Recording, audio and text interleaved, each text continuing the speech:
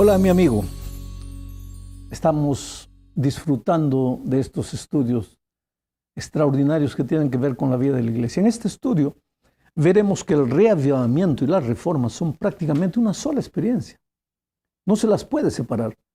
No es que una viene primero, la otra viene después. No. Al mismo tiempo que Dios le da vida nueva a su pueblo, le da también una nueva visión de su situación. Lo convence de su pecado y crea en el corazón de sus hijos el deseo de cambiar de rumbo, de corregir las cosas que no están andando bien, de cambiar de actitud.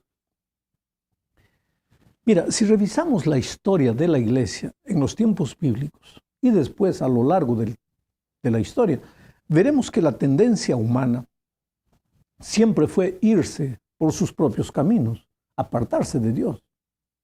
Y al hacerlo, naturalmente, el pueblo de Dios entraba en el terreno de la muerte y sufría las consecuencias. Pero Dios nunca desechó a su pueblo. Por el contrario, Dios llama a su pueblo una y otra vez. No se cansa de llamarlo. A veces, usa los momentos de crisis para hacer que su pueblo sienta la necesidad de volverse a Él. Fue eso lo que ocurrió en los tiempos del rey Josafat. El pueblo de Judá enfrentaba un momento de crisis. Estaba alejado de Dios. Los moabitas y los amonitas se aproximaban armados hasta los dientes para quitarles la vida. Entonces, el pueblo comenzó a temblar y el rey Josafat vio que su única salida era Dios. Se dio cuenta que estaban alejados de Dios y decidieron regresar a los brazos de Dios. Mira cómo relata la historia el libro de Crónicas, segunda de Crónicas 20, capítulo 20, versos 2 al 4.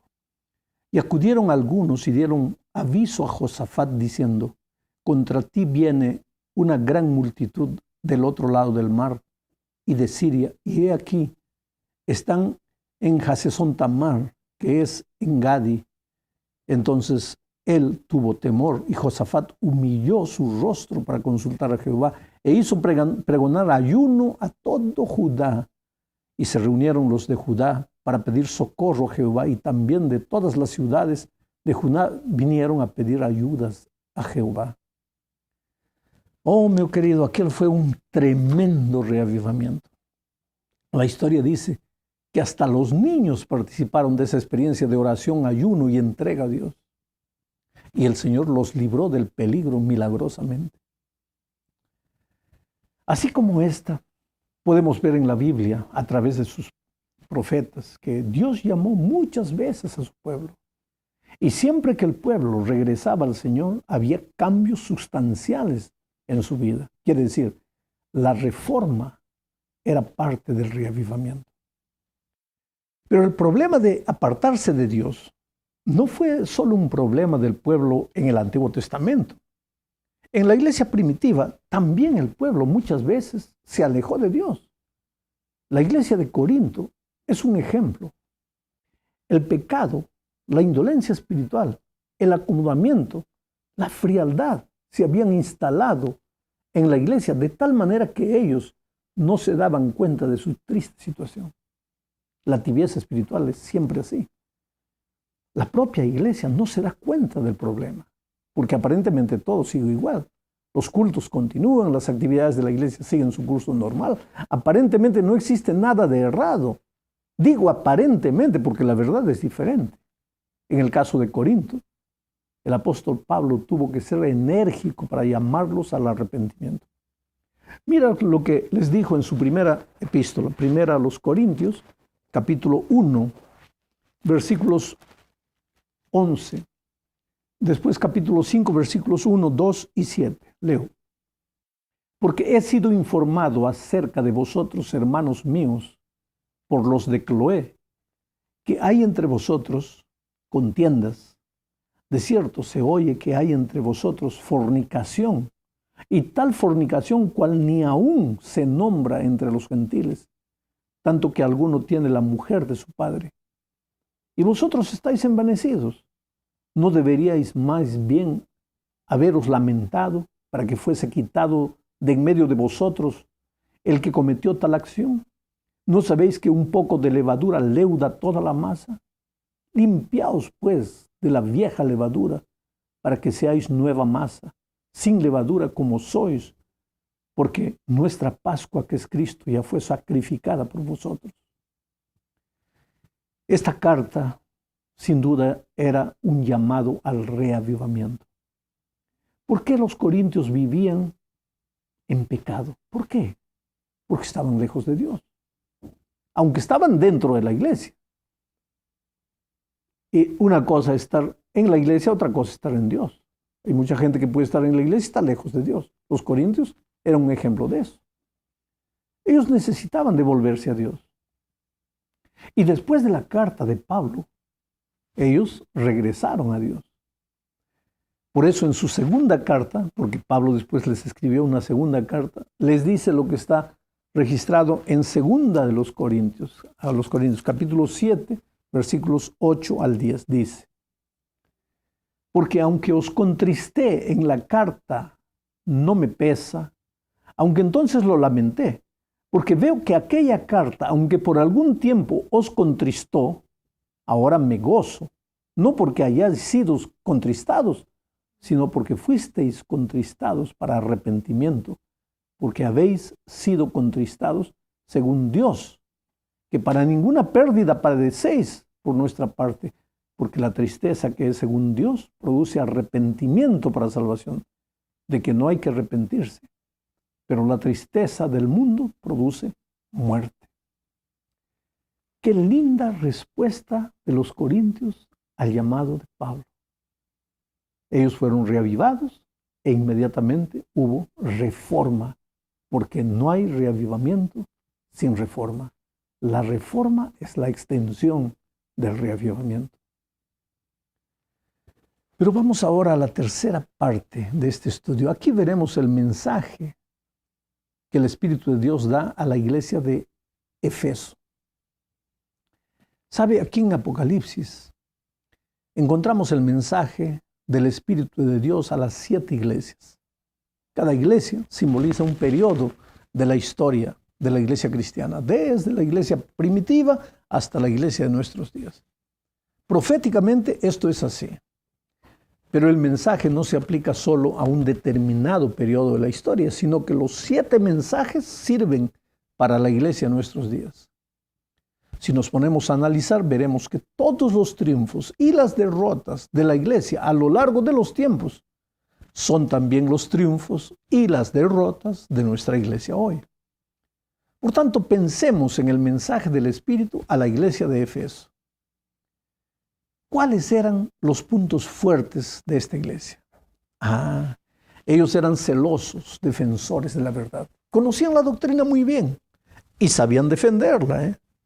En aquel tiempo, como en los nuestros, siempre aparecían falsos maestros tratando de sembrar cizaña, pero la iglesia de Efeso supo defender la doctrina.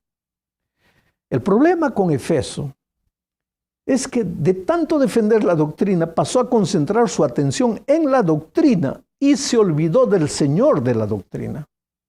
Por eso la reprensión está registrada en Apocalipsis capítulo 2, versículos 4 y 5. Y dice así: pero tengo contra ti que has dejado tu primer amor. Recuerda, por tanto, de dónde has caído y arrepiéntete y haz las primeras obras, pues si no, vendré pronto a ti y quitaré tu candelero de su lugar, si no te hubieres arrepentido. ¿De dónde has caído? Recuérdate. Esta es una pregunta que todos debemos hacernos. ¿Cómo está nuestro primer amor por Cristo? ¿Recuerdas cómo vibraba tu corazón cuando conociste la verdad? ¿Y hoy qué sucedió? ¿A dónde se fueron aquellas ganas que tenías los sábados de levantarte temprano y correr para la iglesia? Bueno, esa era la situación de la iglesia de Efeso y puede ser la mía también hoy. Me he vuelto, por si acaso, un teórico del mensaje. Conozco el mensaje bien, puedo enseñarlo a otros, pero no hace la mínima diferencia en mi vida. Entonces necesito arrepentirme, es decir, Necesito reconocer que debo volver a cultivar con Jesús una experiencia de amor que me lleve a buscarlo todos los días. Y como resultado de eso, a cambiar el rumbo de mi vida. Vuelvo a repetir, a lo largo de la historia, la tendencia humana siempre fue apartarse de Dios. Nota bien, digo de Dios, no de la iglesia. Puedo estar en la iglesia y lejos de Dios. Por eso Dios levantó personas que usó como instrumentos para llevar a su pueblo de vuelta a Jesús. Uno de ellos es Lutero. Y esta es la cuarta parte de nuestro estudio. Dios levantó a Lutero en un momento de la historia en que el cristianismo había perdido de vista a Cristo. La iglesia cristiana que Jesús había establecido y que en sus primeros años se había mantenido fiel, a lo largo del tiempo se contaminó con tradiciones humanas. Se había alejado casi por completo de las Sagradas Escrituras y enseñaba doctrinas humanas. El tema de la salvación, por ejemplo, había sido desfigurado, haciendo creer al pueblo en la salvación por las obras, salvación por el dinero, por cualquier otra cosa, menos por la fe. Ahora, en medio de esta situación crítica de oscuridad religiosa, Dios levanta a un hombre. ¿Quién? Martín Lutero, un sacerdote. ¿Y para qué? Para promover lo que históricamente es llamado la Reforma Protestante. Un día, querido, Lutero lee Romanos 1, 16 y 17. Lo voy a leer. Porque no me avergüenzo del Evangelio, porque es poder de Dios para salvación a todo aquel que cree, al judío primeramente y también al griego. Porque en el Evangelio la justicia de Dios se revela por fe y para fe, como está escrito, mas el justo por la fe vivirá. Este texto que acabo de leer sacudió la estructura de Martín Lutero. Él era un sacerdote sincero, trataba de alcanzar la salvación con obediencia, con sacrificios, con penitencias. Castigaba su cuerpo para ponerlo en servidumbre. Pero cuantas más penitencias realizaba, más vacío, más lejos de Dios se sentía. Hasta que descubrió que el justo vive por la fe y que el Evangelio consiste en la gran noticia de que el ser humano es salvo únicamente por la gracia de Jesucristo. Ahí Lutero levantó esta bandera, la bandera de la justificación por la fe, y con ella llamó al pueblo de vuelta a la palabra de Dios y cambió el rumbo de la historia. Puedes ver que Dios nunca abandonó a su pueblo. Aunque el pueblo se va, el Señor levanta mensajeros para traerlos de vuelta a una nueva experiencia de fe viva y de reforma. Llegamos ahora al fin de este estudio diciendo que después del movimiento de reforma promovido por Martín Lutero, muchas iglesias se volvieron hacia Dios y hacia las verdades de la palabra de Dios y redescubrieron pues temas, verdades que hasta entonces habían sido desconocidas. Pero a pesar de todo eso, hubo algunas verdades todavía enterradas e ignoradas. Entre ellas, la verdad del sábado como día de reposo y la verdad del santuario y el juicio investigador que empezaría el año 1844. Pero la profecía anunciaba que en un momento especial de la historia, Dios levantaría ya no una persona, sino un pueblo, una iglesia. ¿Para qué? Para proclamar el último mensaje al mundo. Y esta profecía está registrada en Apocalipsis 14, 6 al 12. No voy a leer todo el texto porque es muy extenso. Leeré solo los versículos 6, 7 y 12. Vi volar por en medio del cielo a otro ángel que tenía el evangelio eterno para predicarlo a todos los moradores de la tierra, a toda nación, tribu, lengua y pueblo, diciendo a gran voz: temed a Dios y dadle gloria, porque la hora de su juicio ha llegado. Y adorad a aquel que hizo el cielo y la tierra, el mar y las fuentes de las aguas. Aquí está la paciencia de los santos, los que guardan los mandamientos de Dios y la fe de Jesús. Este ángel, querido, simboliza al pueblo de Dios, el pueblo que Dios levanta en los últimos días para anunciar el evangelio eterno en el contexto de la obediencia a sus mandamientos y a la luz del juicio. La hora de su juicio ha llegado, dice el ángel. Pero lo que hay que destacar es que este no es un nuevo evangelio, es el evangelio eterno. Apenas destaca verdades que hasta aquel momento estaban enterradas. Estas verdades hasta hoy asustan a muchos cristianos. Cristianos sinceros que piensan que bajo la gracia ya no se debería cumplir la ley de Dios. Por otro lado, el otro día alguien me dijo que la iglesia primitiva no tenía la verdad del santuario ni del juicio y que eso no estaba en la palabra de Dios. ¿Cómo no? Y la epístola a los Hebreos, ¿no está allí el tema del juicio y del santuario de manera cristalina? Pero a pesar de eso, entramos al siglo XIX con esas verdades ignoradas y era necesario que esas verdades fuesen proclamadas. La profecía decía que Dios levantaría un pueblo para proclamar esas verdades y ese pueblo fue levantado. El peligro es que ese pueblo que Dios llamó para anunciar estas verdades también es humano y corre el riesgo de alejarse de Dios. Por eso es que estamos estudiando el tema del reavivamiento y de la reforma como parte indispensable de la vida y del mensaje de la iglesia para nuestros días. Que Dios te bendiga.